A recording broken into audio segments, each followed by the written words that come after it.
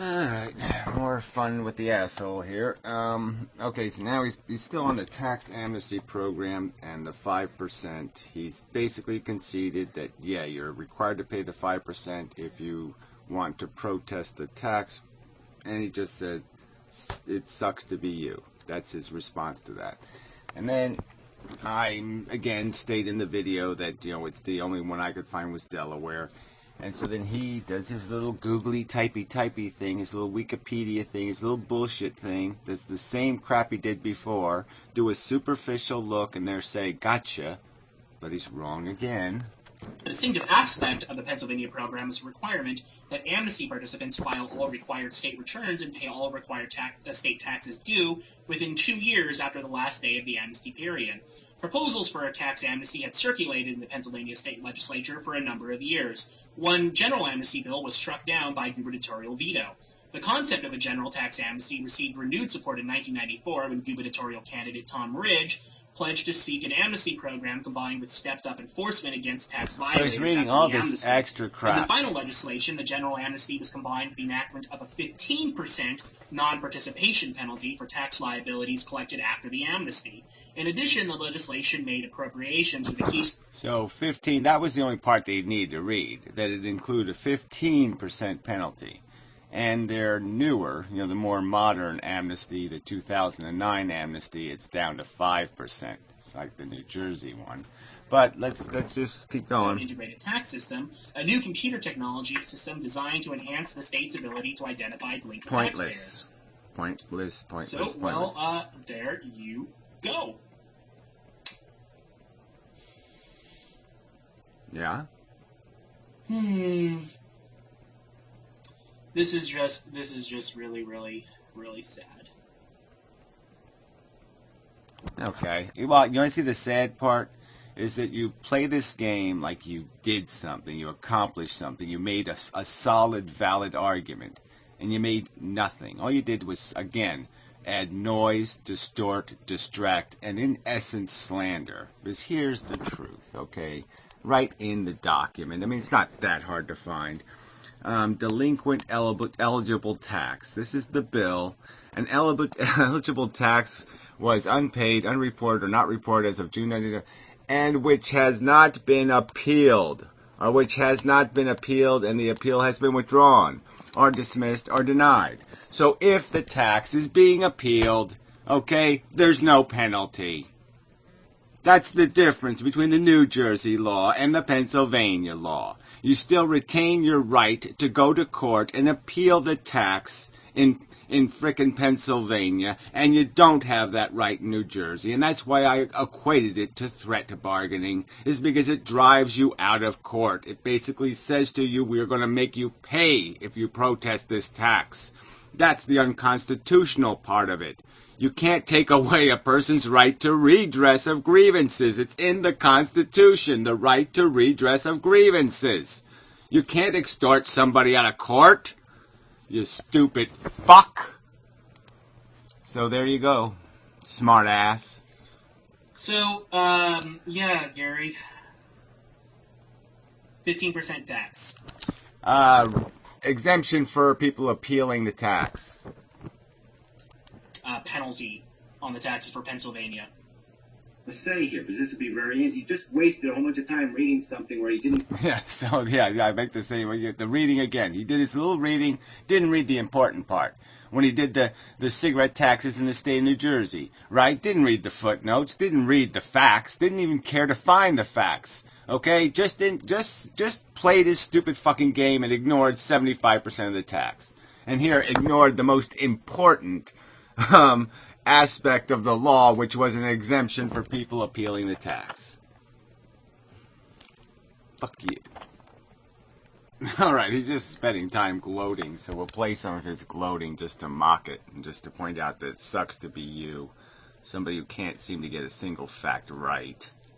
You cheated on your taxes. Just, well, whatever. I mean, guys, you can't cheat when the tax, in my opinion, is unconstitutional. So I'm not... Well, no one gives a shit about your opinion, Gary, so you did cheat on the taxes, and you went out of your way to avoid the taxes. So, yeah, go fuck yourself, you little shit. Yeah, right. Yeah, I did what everybody else did. I went to the internet when they want to get a bargain. So whatever. You've made it clear. Okay, you think I should have to pay, all right, 1,000% more for cigarettes than you should pay for your luxury vices and whatnot. Okay, I got the double standard. It's clear. You're a fucking bigot.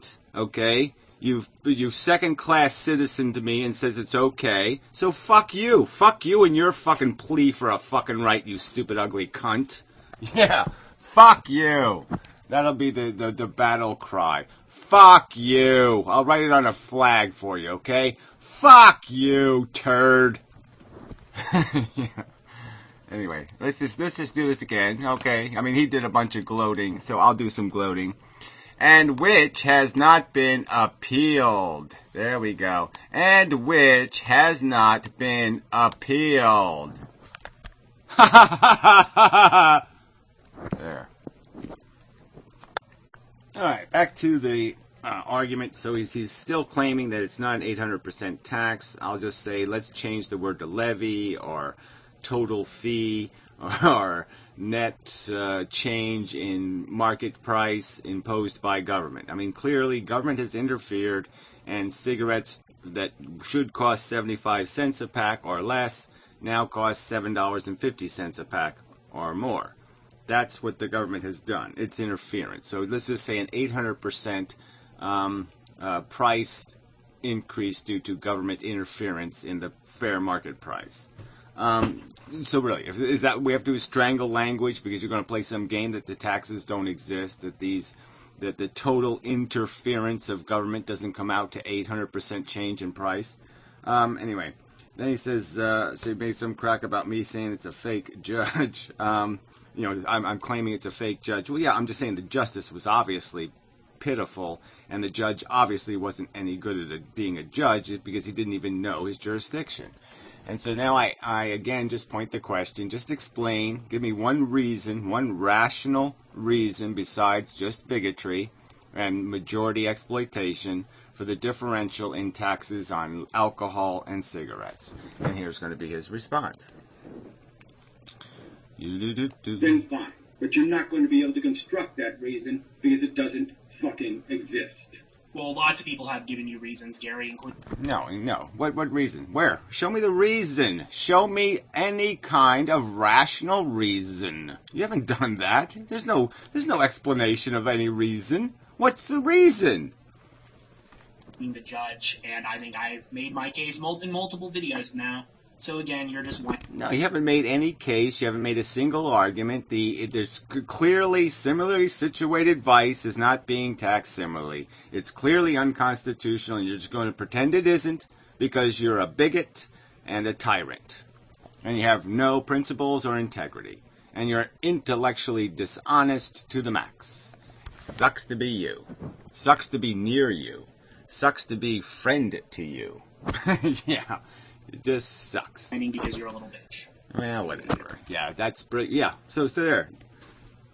Direct question, direct challenge, and your response to the challenge is nothing. Absolutely nothing. Nothing. All right, back on the amnesty bullshit. Okay, so he's claiming that somewhere I said the amnesty program or something was directed towards cigarette taxers, or somehow I said it was unconstitutional because of its effect on cigarette smokers. I never said any such thing. I was arguing that the amnesty program is unconstitutional because it denies people access to their constitutional right to redress of grievances. You can't impose a penalty for people who are protesting a tax legally, who are in the legal system, as Pennsylvania's law provided, and which has not been appealed. Simple, right? Yeah, that's why New Jersey, this law was legal, New Jersey's law was unconstitutional. That law is constitutional. New Jersey's law was unconstitutional because New Jersey's law did not provide this protection for people appealing the tax. Idiot. Yeah, so this is what he's going to say again. Say you're guilty and pay the tax, they will penalize you for going to court. It's that fucking obvious. No, they'll penalize you for not paying the tax. The fact that you go to court's irrelevant. Yeah, so that's why it's written into the law. is because it's irrelevant. They'll penalize you for not taking advantage of the amnesty, regardless of whether you try and go to court or not. Yeah, regardless. That's why it's in the law, because it's regardless. No, I'm afraid not.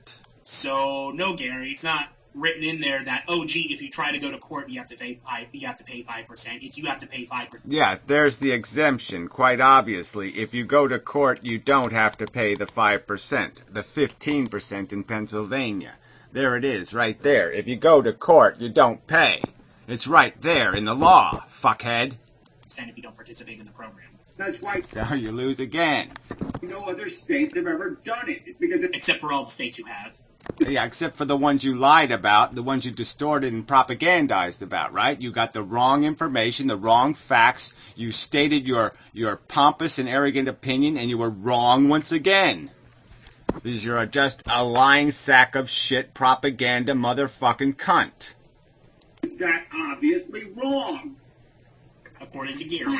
Well, no, according to the written law that you overlooked again. Okay, so now we'll go back to another fact he got wrong. He started ragging on why New Jersey property taxes are what they are, and it was because there's too many municipalities, which is true, but the fact is it's really hard to go back once you go there. You know, once you make little towns really hate combining into big towns because, yeah, the other town's full of those people, or thems, or some other kind of crap, and they really don't want to combine, okay, because there's no, the advantages, even though they exist, they really don't want to call those other people them or us, and so they just don't do it. But he implied that I was one of the people standing in the way of these shared services and doing all. No, I actually fought that. So if you actually went to the website inmendham.com, right, you'd see that, yeah, it's basically a site very hostile to the fact that these little government tyrants play these little games. And I was actually a huge supporter of the merging of the police forces and a huge supporter of shared services. And I was the one using the Open Public Records Act to try to force these guys to be honest for a change. So fuck you once again. I'm not just bitching. I goddamn did, you motherfucking cunt. You're the guy who just sits on his fat, fucking smelly, pimple-covered jackass and jackasses. Fucker. Yeah. Oh, all right. So now we're going to get on to some of the start of the motion for the judge to recuse himself and conversation about the intent of the judge. It's completely bizarre procedure. So again, he called to make sure that you were aware of the amnesty program so you could, save money in the end. Yeah. All right. So that's your interpretation of why the judge called. Okay. I have the tape of the judge. All right. And so, yeah, this is just bullshit. Okay. He started off with some sort of we're not going to discuss the merits of the case, and yet he's going to critique the merits of the case. Why aren't I saying I didn't buy the cigarettes? That was his argument to me. And we're not supposed to discuss this case, and this is off the record. Now, I don't think you quite understand how the judicial system is supposed to work, but the fucking judge is the umpire. Okay? Umpires aren't supposed to do this crap. They're not supposed to be making off-the-record phone calls to anybody. All right? And every paper being filed, everything done in the case is supposed to be on the fucking record. That's the whole point of having the trial, is so that if something goes wrong or a judge makes a mistake, you can go to an appeal court and show them the record. That's why you have a record. Fucker. Jeez, you're dumb. And he wasn't required to, but he still did it out of basically the kindness of his heart. Well, whatever. Like I said, that's if you think that's what judges should do, they should, out of the kindness of their heart, call up the plaintiff in cases and basically ask them completely irrelevant, insanely irrelevant to their case questions that they're not allowed to answer. Right? He told me I'm not allowed to answer why I don't claim I didn't buy the cigarettes. Because to answer why I'm not claiming I didn't buy the cigarettes would require me to discuss the merits of the case. Yeah. And you complain about that. Go ask somebody go ask plaintiffs how many times they had judges call them before the trial starts. Go ask them how often that one happens. Well, you don't know. Why don't you look that one up, Mr. Brainiac? Why don't you go look up what judicial procedure is supposed to be and see if you can find judicial procedure somewhere where judges are supposed to call up plaintiffs off the record, okay, and inform them that there's a coupon for banana splits or whatever at ShopRite. That's their job, is to help them out in their life. No, that's not their fucking job, turdhead, and we know what the judge was up to. He was driving me out of his court. Happens, Bubba. Yeah. No, so, yeah, we're going to take the judge's word for it, are we? I'll take the judge's word over yours, certainly, because, you know, the judge is a qualified expert on the law and... A qualified expert on the law who doesn't know what the United States Constitution is or the fact that he has jurisdiction. So there again, that's your definition of qualified expert on the law. Yep, and you know, the law on recusal, you know, basically does say if a party has reason to believe, or parties, they use the word parties, so that's the catchy part of it. But the bottom line is all you're supposed to really have is some reasonable belief that the judge has a bias. You don't think it's a reasonable belief if a judge calls you, completely perverts your complaint with a bizarre question, like why are you saying, you know, you're not an axe, you didn't buy the axe or something in an axe murder case or some kind of stupid thing like that. You know, I mean, it's just bullshit. You know it. Well, you know it. You're just playing the game because you're a petty fuck. Turd. Asshole. All right, a couple of issues, I believe. Okay, again, he brought the 15% penalty in Pennsylvania, and yeah, of course, as we've shown, that didn't apply to people protesting the tax. Okay, telling the truth. Would you? Well, anyway, yeah. So he's claiming that he's not lying, and I would argue that, of course, you're lying because there's no way you would want a judge to make off-the-record telephone calls in legal cases. There's no way you would want that, especially in your cases. You wouldn't want the judge having private conversations with the other parties. You'd say that's insane. That's crazy. Put it on the record, Your Honor. You know, you'd find that up appalling, and you know it. And you'd certainly want judges that knew their jurisdiction. You'd certainly want to be, you wouldn't want to have to go before a judge who doesn't even know what jurisdiction is, doesn't even know what the United States Constitution is, and that he swore an oath to uphold it. Yeah, I'm sure you wouldn't want to go before that kind of judge. So you're a liar in the sense you're defending preposterous judicial process that you wouldn't want to be exposed to. You wouldn't want to argue a case before a judge that incompetent. You know it. So then he argues that, what am I doing, complaining about a tax that I say the fee, the amount of money I had to pay was so little, blah, blah, blah. No, look, I paid for these cigarettes, all right, in Kentucky. I paid $30 for just getting them in Kentucky. So I already paid federal taxes. I paid all these other fees. So this is just the extra tax being applied, a second tax by New Jersey.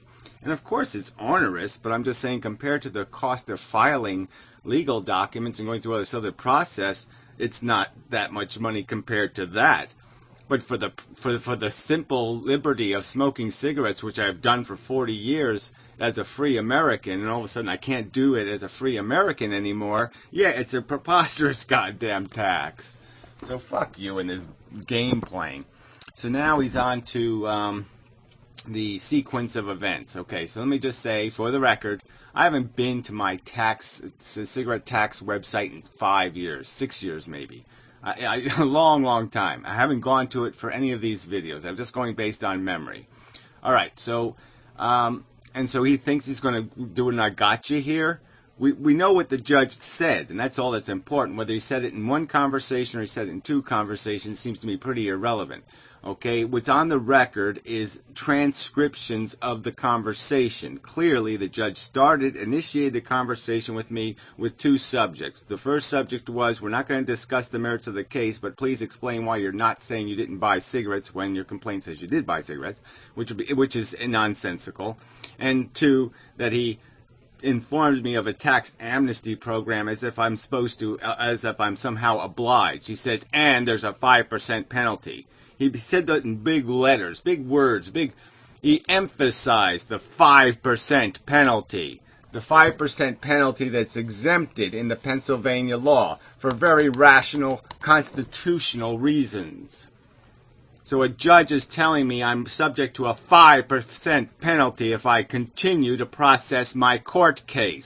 You think that's valid procedure? I say that's fucking bullshit. The other thing is the amnesty law. This is the judge. So, judge. The other thing is that the tax amnesty law provides that if your case qualifies for amnesty, Garrett doesn't know the proper difference between your and you are, qualifies for amnesty. Right, it's a quick transcription of an oral conversation, and this is the kind of shit this asshole thinks is important. Amnesty, and you don't take advantage of it, there's an additional 5% penalty. Then Gary says, quote, well, I think that's probably unconstitutional, too. Again, he doesn't know the right version of the word too. Well, it doesn't matter. What's obvious is that this is already into the conversation because this is the second time I've informed this judge that he's violating my constitutional rights. So in one conversation, he's violated my constitutional rights twice. Twice I've had to appeal to my constitutional rights in an off-the-record conversation with this fucking cunt. And I think right there you have pretty solid evidence that we have a problem, fucking Houston. If a goddamn plaintiff has to argue their constitutional rights twice in an off-the-record conversation with pre-trial with a judge, then I think there's a fucking problem, shit for brains. Two times. 2 times he had to do that. 2 times. But that's fine. Then, oh, look at this. Attorney Goldschmidt. Judge, I had sent a letter out a few weeks ago to Mr. Moser, just going through some of those things for him.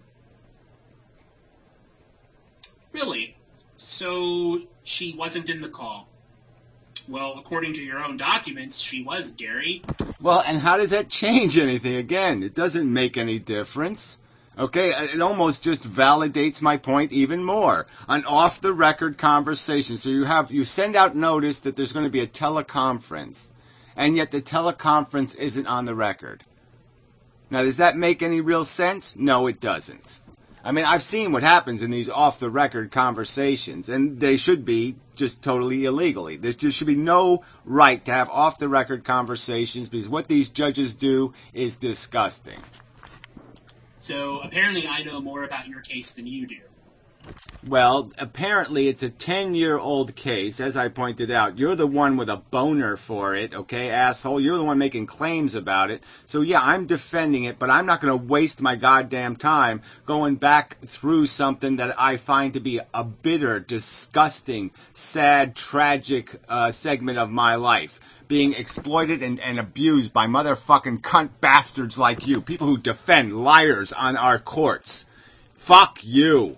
Fuck you, Matt.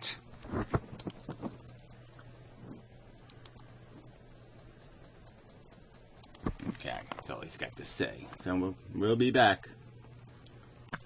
So, in this part, he's ragging on the fact that I shouldn't have this expectation of any kind of expedient justice or fair justice or any of that kind of stuff, right? And so, like I said, this case was 2 years before I even got to have this off-the-record conversation where I'm informed that there's a 5% penalty if I pursue my claims. That's in essence what took place.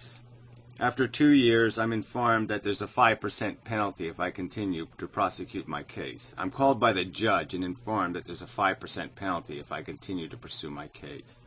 Yeah, right, that's justice. Let's see, Gary just... whatever, I don't know. All right, so then I pointed out that I had another case for 7 years. And so he just keeps...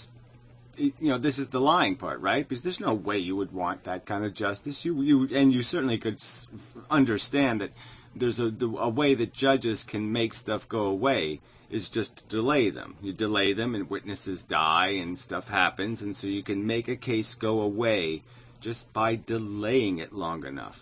Because everybody will just say, fuck it.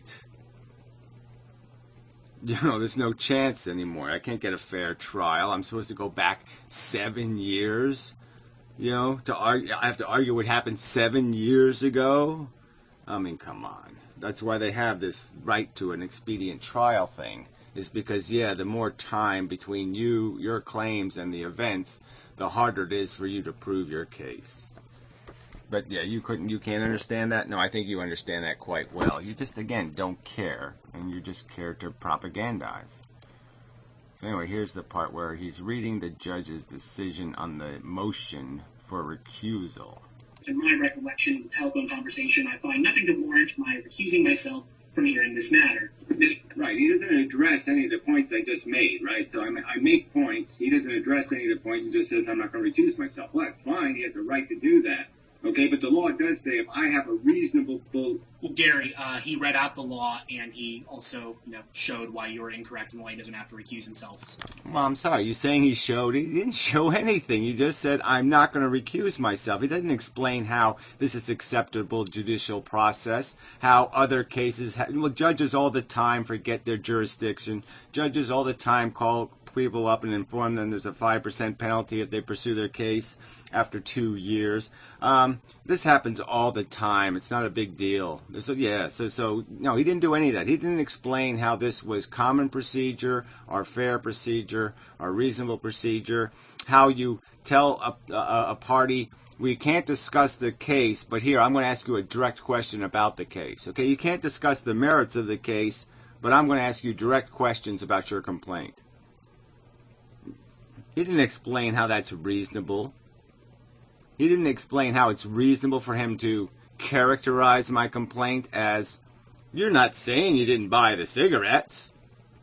That characterization is preposterously stupid. So no, he didn't explain any of that, so you're a liar again. Okay, because he clearly didn't explain any of it. He didn't explain how what he did is consistent with me believing he is reasonably competent. So, he did answer your point. Reason to believe, reasonable belief that he has a prejudice against my case, that he should recuse himself. That's what the... And you didn't have a reasonable belief. Law said. So that's it. So, what the hell? So in his opinion, I don't have a reasonable belief that a judge is biased against my case if he asks me the question, why aren't you arguing something you explicitly say didn't happen in your complaint? Why aren't you saying exactly the opposite?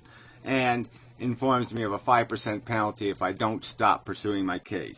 And I'm supposed to not have a reasonable perception of bias against my case.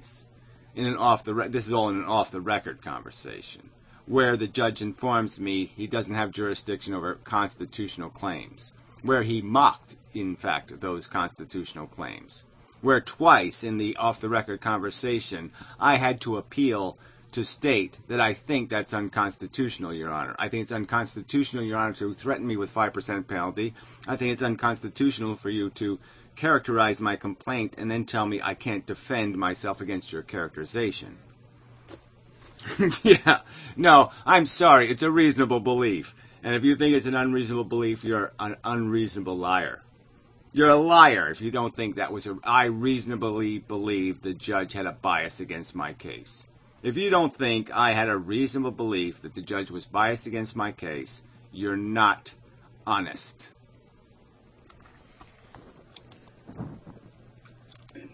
I think my belief that he has compromised his impartiality was quite reasonable. Well, no one gives a shit what you believe, Gary.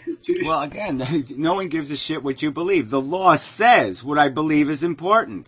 If I have a reasonable belief of bias, the judge is supposed to recuse himself. That's what the law says, shithead, so it's not no one cares. The law fucking cares. And if the law was fucking honestly applied, okay, the judge should have recused himself. It's quite fucking obvious. But again, it's just because you're a petty liar, okay, that you'll state otherwise. But you wouldn't want to be treated that way. You're just such a piece of fucking turd work. In my case. I mean, it's a huge... And he misspoke, and he addressed all of your arguments in the complaint. Right, so right there, do you think that's an honest statement just made? He addressed all my arguments in the complaint in his decision. He didn't address any of the arguments after 9. Okay, none of them. Where did he address the argument of discrimination? Where did he answer the accusation of discrimination in his decision? Where? It's not there. He didn't answer a single argument in the complaint. He just said, it's okay to tax cigarettes. That's not in my complaint. Okay, so, again, you're saying what you just said is honest, that you think the judge did answer the complaint. I'd say that's just a grotesque lie. I think you're an idiot, and I think you're stupid, and I think you suck. But I don't really think you're dumb enough not to realize that he did not, in fact, answer a single contention in my complaint. None. Except the privacy issue on the Jenkins Act, which was the part of the case he wouldn't let me argue. Isn't that interesting? The thing he spent the most time on was the thing he wouldn't let me argue. And that's the part of the case where he compares cigarette smokers to pedophiles. Well, not even pedophiles, to child molesters, convicted child molesters. He compared cigarette smokers to convicted child molesters. Oh, no, he's not a biased judge. God, you suck. You just suck. Ad nauseum. So, ad nauseum. He in his final decision, there's an ad nauseum explanation for how, explaining how this is why alcohol taxes are taxed at this much, and this is why cigarette taxes are this much, and this is why these are not similarly situated classes, and this is why they can be treated dissimilarly. He did that ad nauseum. No, you're a liar. He didn't do that at ad nauseum, did he? No, you're a liar. Okay, he didn't come close to doing it at all. Liar. Error on his part. But yeah, let's not pay any attention to that. To measure read into the... Well, Gary, since you haven't watched my video yet, up until that part, you haven't watched the rest of my video, you would have seen that I had brought up the constitutional claims. You brought up... Who cares what you brought? We're talking about the constitutional claims that the judge didn't answer in his final decision. So I don't know what you brought up, but it doesn't matter what you brought up. The fact is, it's not in the judge's decision. Obviously, the transcription of this recording of our conversation, a recording made without my knowledge or Mrs. Goldschmidt's knowledge, and the transcript appears to be accurate and is consistent with my notes. However, Mr. Mosier did not place into the record his argument. Yeah, whatever. This is just the part where I said, yeah, I'm not going to transcribe telephone conversations for you, you cunt, for off-the-record conversations. You transcribe it. Here's the tape. You do it, fucking Your Honor. You cunt. Anyway, continuing later.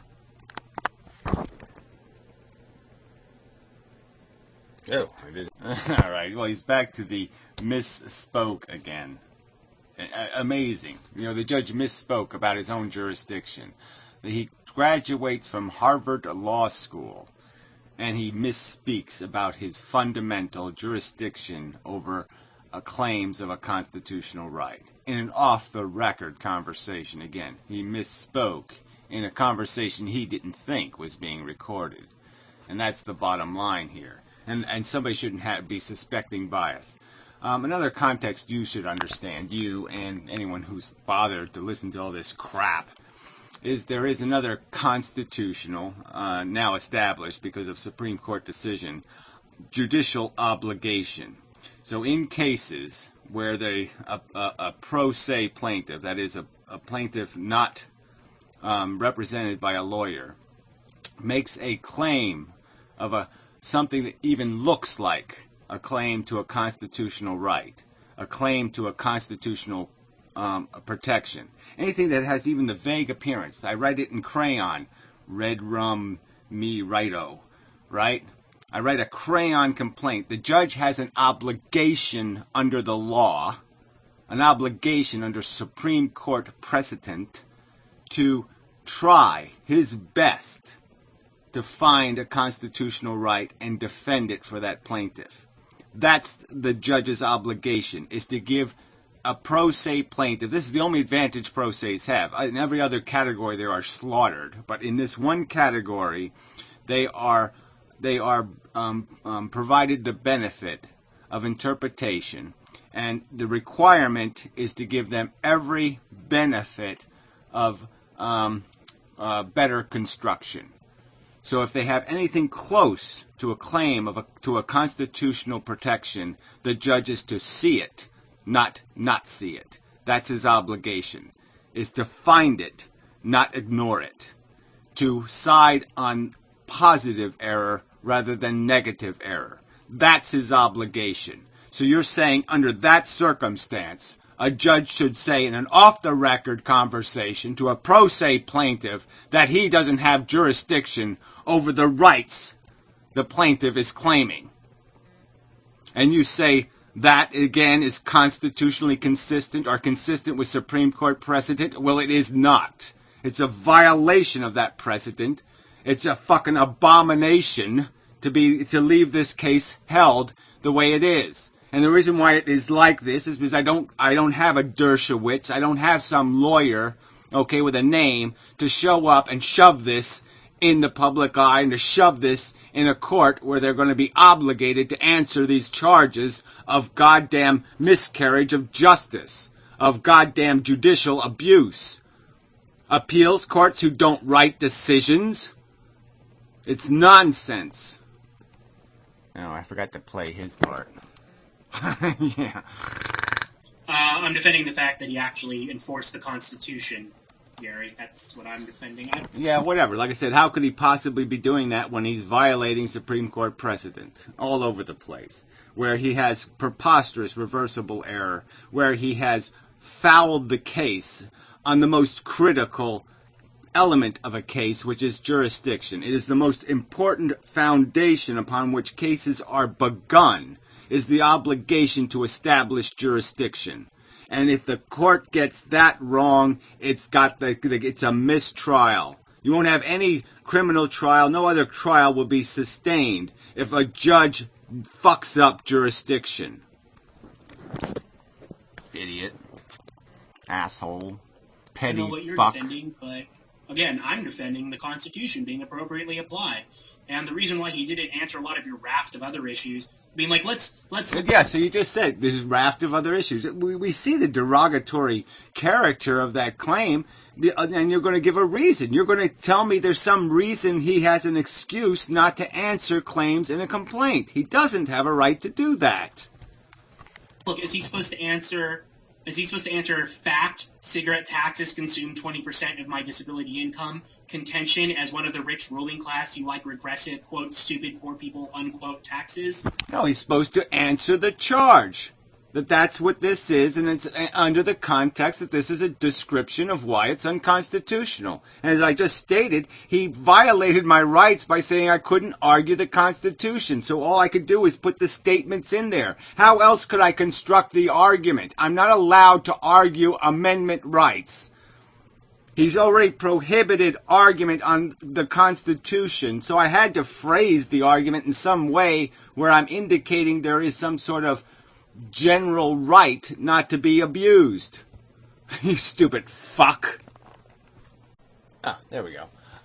Okay, so this is just so tedious. All right. So he's gonna. All right. So we're on the summary judgment motion now. So it should be understood what summary judgment is. Summary judgment is when one of the parties decides to try to just say I'm innocent, or I have absolute proof of the case, and just to end the case, just to get over with, because there's some sort of, usually it's the defendant is saying, I'm innocent, and here's how I'll prove my innocence, so we don't need to have a trial, because I can prove myself innocent. And that's usually the nature of summary judgment motions. But the obligation is basically beyond a reasonable doubt proof. You're basically just going to prove the case in an argument, and so there's no need to have a real trial. That's what summary judgment basically is. So the other party, the attorneys general, argued the case as if look, it's over. We won. Okay, here's the argument. Now, they did that based on the guidance of the judge saying United States constitutional issues are not can't be argued in this case. So that summary judgment motion didn't need to address any constitutional issues, federal constitutional issues. Okay, it was made exempt from that because I'm not allowed to argue those. And my response to the summary judgment motion can only be a response to that motion. So I, again, am confined in what I can argue in defense, in refuting that motion. So obviously that motion isn't conceding my constitutional claims I can't bring my constitutional claims into the argument. So that's the closedness of, that's the implications of this judge's error on jurisdiction. So if you're to say he did argue it, he did write a decision explaining it, he didn't do any such thing. Fucking mimicking, just reciting a Supreme Court decision does not explain how the law is applicable. Go show me a Supreme Court decision where the Supreme Court just says, well, in Sutter versus Manakatu, they said this, and that's all we need to say. We don't need to explain how this case over here is applicable to that law. Of course you need to explain how it's applicable. How did the judge explain it's applicable? He just said we can tax cigarettes. He didn't explain. He did not use the word discrimination or the word excessive. He did not argue the case. He did not provide an explanation of the applicability of the law. And again, the critical point is that I was denied my right to argue my constitutional rights. I mean, how can you defend that? Well, you're not defending it. You're just being a fucking petty weasel. That is your nature. That is the nature of the weasel beast. I get to say nothing more in the case. All right? Well, you did bring up your constitutional claims, and... Well, again, I'm not going to argue. I brought them up in the fucking motion to recuse. Okay? And what I had to argue in the argument was state law, and I was denied my right to quote Marshall, to quote the great Supreme Court justices on these issues of discrimination. He addressed them in his argument, his closing statements there, and he explained why you're wrong and then made it... Well, whatever. He explained why I'm wrong. No, he didn't do that. He says it's legal to tax cigarettes. That's all he said. He didn't explain...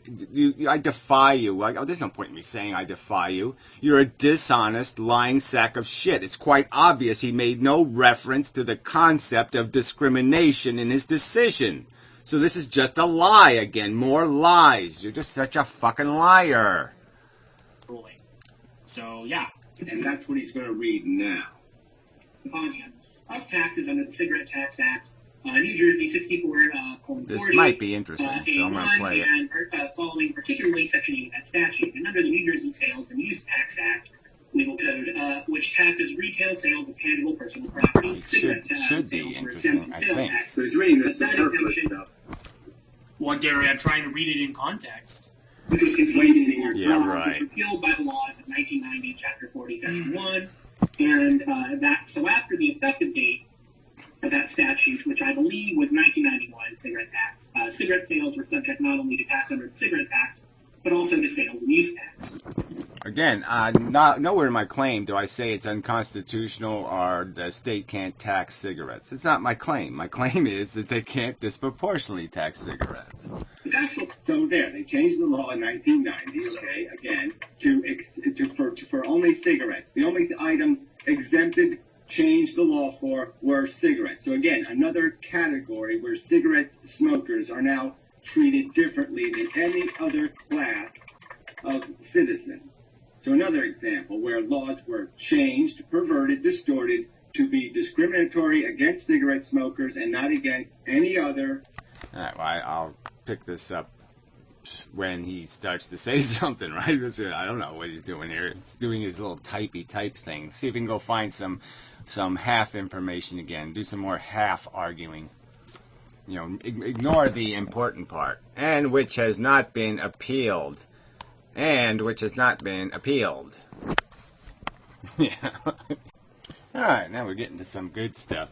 But anyway, let's see. Let's get some of this. All right. So he made some rag about the fact that the illegal advertisement of the cigarettes. Well, you know, when the state chooses to regulate advertising, and it does regulate the advertising of cigarette products, then they have to take responsibility for the ads they say are legal. So if ads they say are legal are overtly deceptive, then they have to take responsibility for that deception. That's the only argument being made. So if the state's going to sit there and facilitate criminals' behavior, then they should be in jail for their criminal behavior, right? I mean, they're facilitating a lie, and then they're prosecuting people for being influenced by the liars. I mean, that's sort of a, you know, playing both ends, right? Burning the candle at both ends or whatever, taking advantage both ways. Then again, there was more little minor stuff about the sequence thing. I'm just saying when he made his response video, he sat there and was dealing with the motion for recusal, and then right in the middle of that, he switches to the judge's final decision, and then because of the sequence of his own video, he goes back to the motion to recuse. I mean, I just think that's a continuity mess-up. It just fucked the whole video in terms of the sequence of events. I mean, there's just no way somebody new to the case wouldn't find it easy to follow along when you're reading the final decision in the middle of an argument about a recusal motion. That doesn't make any sense to me. But whatever, fuck you. So here's the part. This is just the magic little part here. There is a potential to persecute, end quote, and he regards the imposition of practice here as a form of persecution. In addition to that allegation in Mr. Yeah, and you'll find no response to that allegation in the judge's decision, none whatsoever. No explanation how it isn't a discriminatory tax, how the 800% number is not 800%. Well, again, you're going to keep arguing. I mean, just saying, okay, everybody, let's have a little integrity test, right? Just go do the simple math, okay? Cigarettes, when I was a kid, a carton of cigarettes was $3.33. They're now $75. Is there any reason except government interference that's responsible for that disparity? They should be probably about $7 or $8 for a carton of cigarettes. That should be the price of a carton of cigarettes, inflating in value the same as everything else in society. Production costs are actually gone way down. So this is just idiot. This is a moronic argument, okay? You want to keep pretending it's not a real $3,000 out of my life, carved out of my life by government interference? We'll go ahead and pretend that, but it's a lie. Excessive, no response whatsoever to that claim at all. Because it's a bullshit claim. Well, there you go. So, okay, the judge acknowledges the claim. Okay, he states this is what I'm claiming in my complaint, and he doesn't respond to it. So you're saying it's a bullshit claim. He has to explain how it's a bullshit claim, how discrimination is not a... I couldn't use the 14th Amendment because he denied me the right to do that. But it certainly was a violation of my due process rights even under New Jersey state law. And actually, he does address that tax code can be discriminatory, and it can target different people or different classes of things differently, and it doesn't have to be... Oh, yeah, it does. This is going to be hilarious. No, similarly situated have to be similarly treated, okay? Not an iron rule, and does not have exactly precise or exactly equal. These are the terms used. There's nothing even close to any of that being argued here. I'm not arguing that tax isn't exactly equal. I'm arguing that it's preposterously discriminatory. 100% equal, which is why the progressive taxation system is... Again, so now you're going to change the subject, okay? The point is this isn't an argument that it's not 100% the same. That's not being argued in my papers. It's not any part of my argument. My argument is the difference in treatment is preposterously huge. It's an ocean of space between these treatments. Constitutional. Brief in response to the summary judgment motion, states as follows, quote, I would contend that even by today's established judicial perspective, consistent logic and justice requires any honest trier of fact to conclude that cigarettes have been taxed to unconstitutional excess. Currently... There, so again, he reads my complaint. The accusation is that cigarettes have been taxed to unconstitutional excess. That's in my complaint. Legal jargon requires a liberty interest to achieve fundamental status, being entitled to protection of obligating the state to demonstrate a compelling interest before it is allowed to abridge that liberty. Right. This is the legal argument I made, part of the legal argument I made, stating basically this is the legal precedent. The law basically says you can't discriminatorily tax and excessively tax, blah, blah, blah, blah. I would simply argue that you cannot get more fundamental liberty interest than the one produced by a decade-long legal physical addiction. All right, well, I'm not going to go through all this part. Wait till we get to the part where the judge says, oh, I made a mistake in his decision. He tells me he made a mistake. He doesn't reopen the case and let me re-argue the case. He just says in his decision, I made a mistake, sorry, you know, my bad, you didn't get to make your argument, you didn't get to defend your constitutional rights in my court, too bad. I'll vaguely say, I think you have rights, but I'm not going to pay any attention. I'm going to throw them in the garbage. And that's justice. That's what you're defending. And you're just showing yourself for what you are. I mean, there's no rational way to defend your behavior here, just as there's no way to defend the judge. You're just doing it because you're an asshole. You're a fucking evil asshole. A 5-year-old could figure out, oh, this isn't a fair game. That was stupid. That's not the way it should be played. That's very different than how it's played over here, over here, over here, over here. You can't do that. You can't break the game that way. The judge can't switch the goals in the middle of the night and then say play ball. That's bullshit. Kid could catch this bullshit. You can't put home plate in center field and then say play ball. You know, a little kid could figure that out. Alright, this part's been just kind of dragging along. But he says something about, do I know what a summary judgment motion is? Do you not know what a summary judgment is, Gary? Be sure. See, he makes it kind of snarky remark. No, I think you don't understand what a summary judgment motion is, okay? A summary judgment motion shifts the burden to the person who files one. Now, why don't you read Goldsmith's argument, and then show me in Goldsmith's argument where she talks about discrimination, where she talks about alcohol taxes versus cigarette taxes, where she explains how the discrimination isn't invidious and all this other stuff. You know what she does say, which is really pretty funny? I mean, I actually have gone to the website now. I mean, this stuff is funny. I didn't realize how funny it is until I went back to it and I looked at it. I said, holy shit, this stuff is insane. Oh, damn, I'm not going to find it. Might not be in this, that might be in one of the others. But Goldsmith admitted why here we go. Both the Cigarette Tax Act and the Sales Tax Act provide vital sources of state revenue. Indeed, so important is a state collection of cigarette taxes as a source of state revenue, Congress enacted the Jenkins Act. They didn't enact the Jenkins Act for that purpose, but whatever, fine. There you go. I mean, she's basically conceding the argument. It's about the fucking money. Okay, there's a huge disproportional taxation for the money. So, but where in her argument? She had to prove no discrimination. She had to prove it. So show me in her argument, under summary judgment law, okay, the burden of proof shifts to the person who files a summary judgment motion. They have the full burden of proof. Where did she prove in her argument no discrimination? Where? Oh, that's right, she didn't. Yeah, so fuck you. You're such a fucking liar. Let's play a little more of this to see what happens. Senator Measure was aware of the tax amnesty program, then in effect, and pointed out to him that if he was eligible for amnesty, okay, just reading the case talk. My apologies, the rest of the video is going to be very boring. So oh, he's not going to respond to the rest of the video, huh? Okay, well, we'll see. We'll be back, I think. Okay, so he's continuing to read the judge's preliminary statement, a description of events. So I just thought this part's kind of important. No intent on my part to threaten Mr. Measure or to indicate to him that he had no rights to proceed in this matter. There, that he had no right to proceed in this manner. So let's understand, though, that this is, he stated, I don't have a right to argue my constitutional rights. He called them, basically, he also called that a raft of other issues. So here's Goldsmith. So here's what she said, okay? This is the Attorney General in the case. So this is the defendant in the case, and this is what she said. So the judge has told me I can't argue the Constitution, and this is what the Attorney General says. And they're saying this to a pro se plaintiff. So let's understand.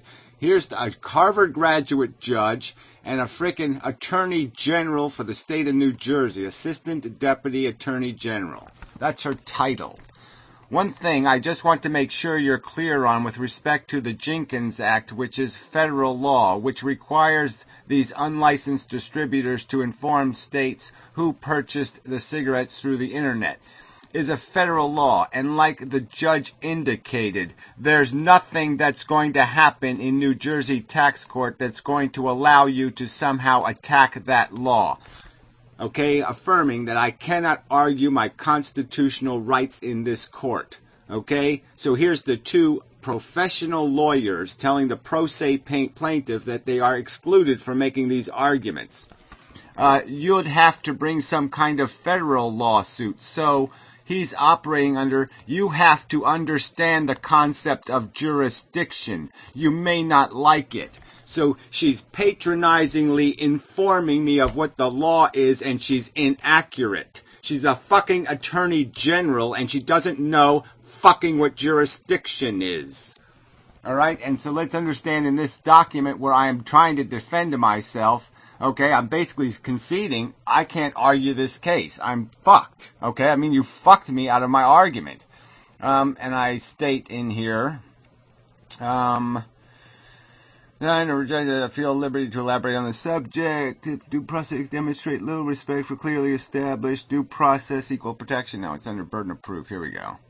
All right. The catch-22 imbecility of effectively being obligated to successfully prosecute federal constitutional lawsuits before I come to this court with claims of state violation of constitutional law is an inverted perversion of the appropriate placement of the burden of proof. So I'm basically stating she's making a summary judgment argument, and you're denying me the right to you're basically saying I have to go to the federal court to establish what some sort of constitutional right to argue my rights in the state court? That wouldn't make any sense. She's basically saying I have to argue state taxes in federal court, which I can't do. The federal court's going to say, this isn't my jurisdiction. You have to go to state court.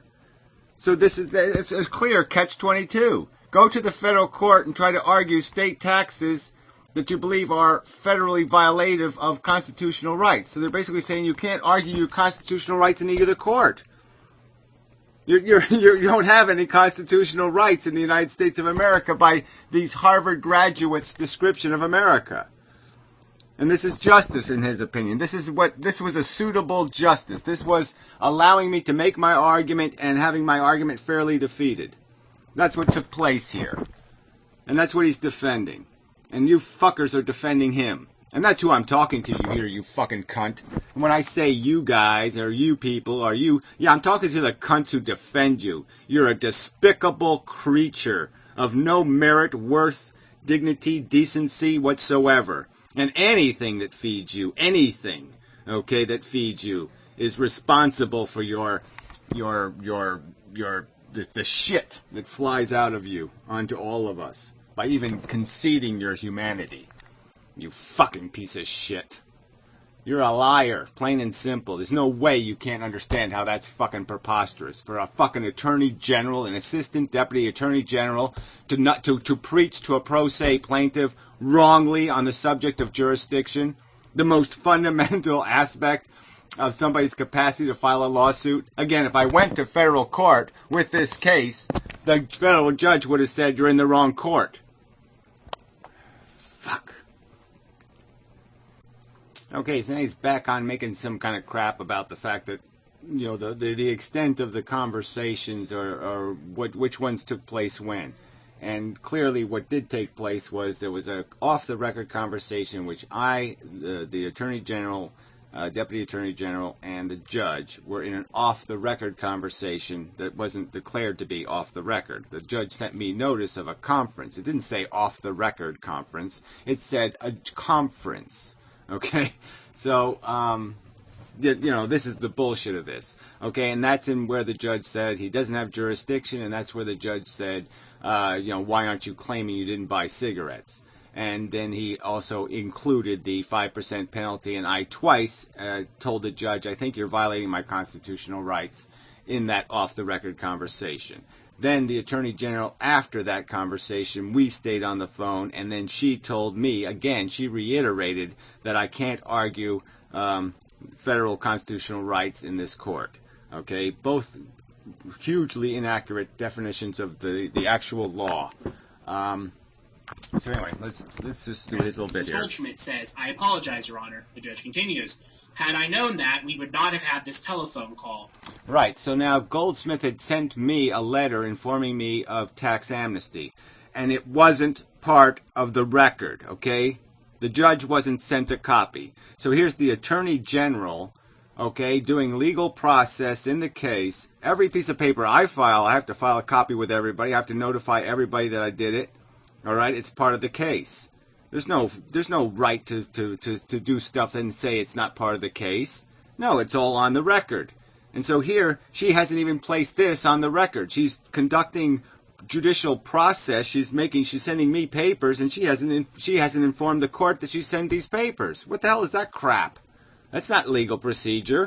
And then what she says was, I apologize, Your Honor. I thought, and then basically he says, Well, there's no reason. There is no reason for you to send it to me. It's really not a concern to me. Just wanted to make sure. Yeah, it's not a concern to him, right? But there should be copies in the record. It should be part of the record of the case, so he should have got a copy anyway.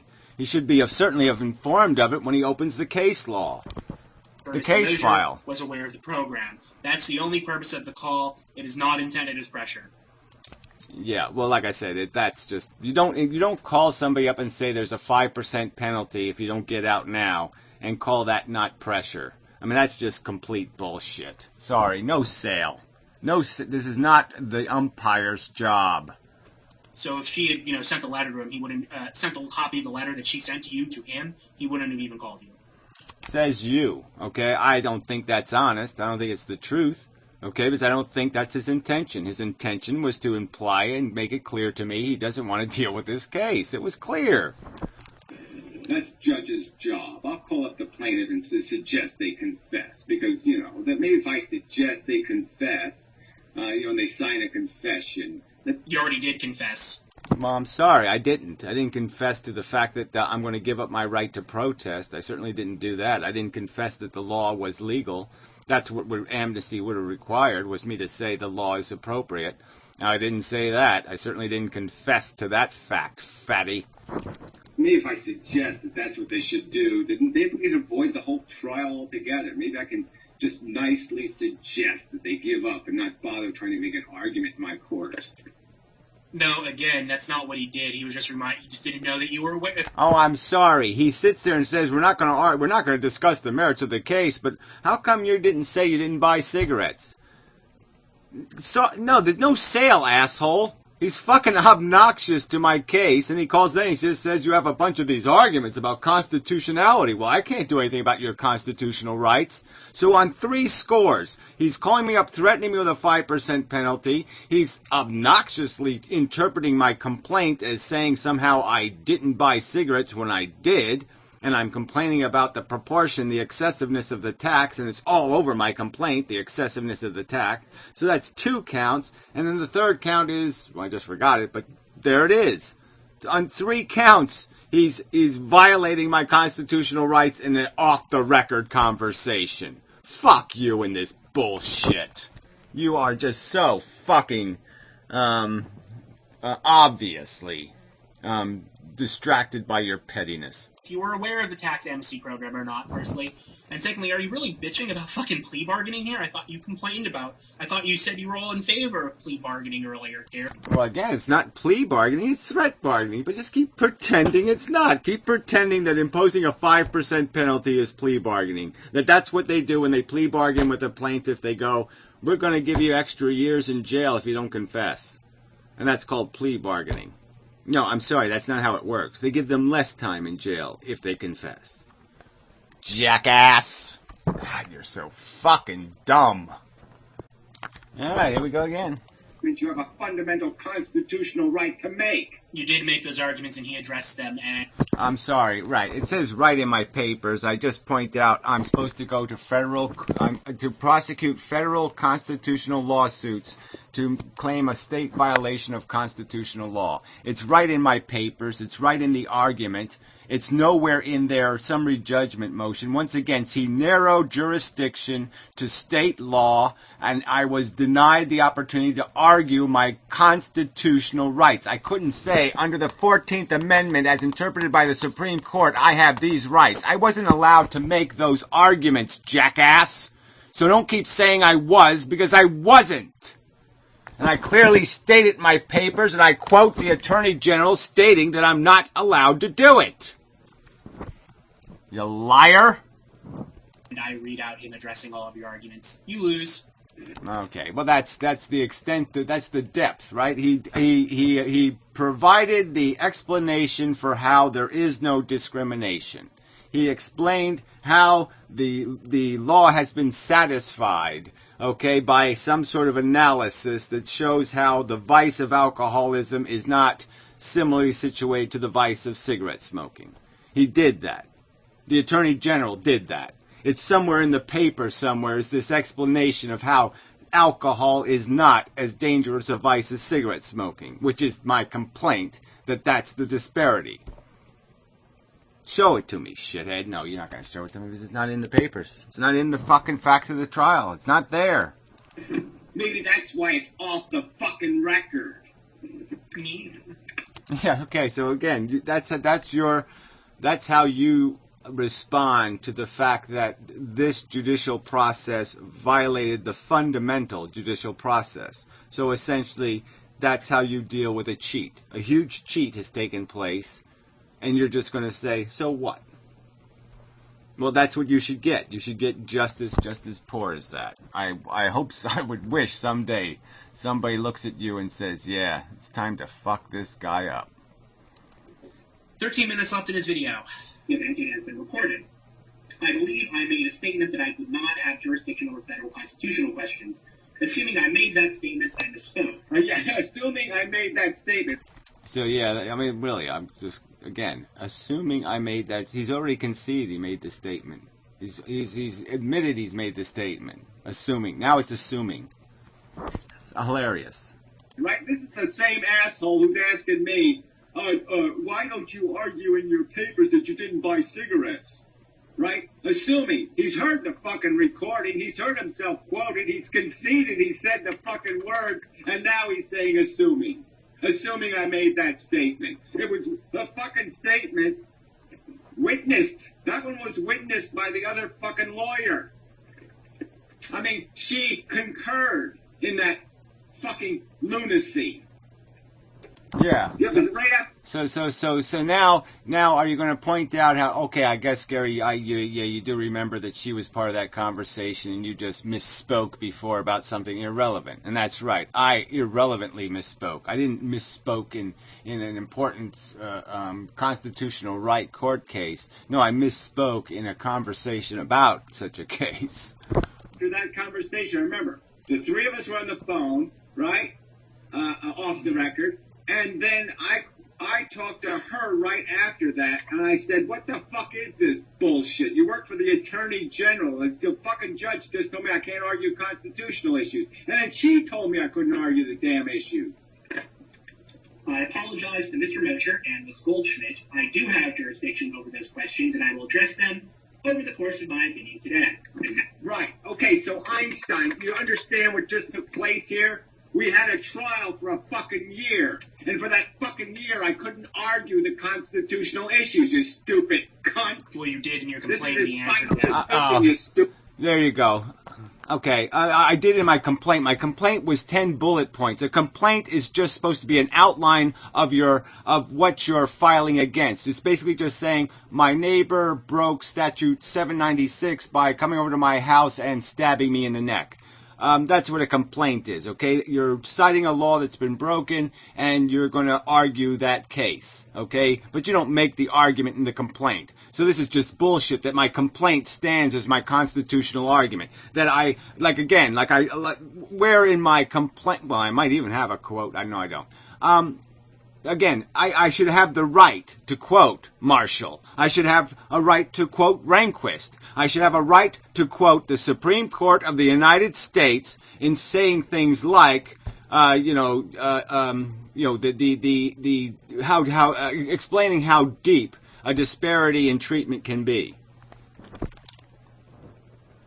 Stupid ass fucking white. Yeah, Gary, and his final decision was right, and there's nothing you could have said that would have. I mean, what slam dunk constitutional argument do you have that really defeats what he said? Right in his own fucking oh man, you are so fucking stupid. In his decision, he cited Supreme Court decisions that I wasn't allowed to cite. And in those decisions, it says, similarly situated must be treated similarly. It says iron rule. It said exact precision. These are the very concepts and words that I could argue and say, I'm not arguing that there is no exact treatment. I'm arguing that there's a preposterously differential treatment. And then he would have to respond to that. But I wasn't allowed to make that argument, you fucking asshole. Gee, I mean, this is just outrageous. You just heard him. He just sit there, closed the case, and then said, oh, by the way, I did have jurisdiction. Ha ha ha ha ha. That's what he just did, jackass. You can't do that. That's preposterous judicial process. It never happened in the history of the United States as the Supreme Court or any high court ever upheld a case where a judge did something this fucking stupid. You're just being a cunt, a fucking weasel, a petty fucking weasel. If this was any other person who was treated like this in a goddamn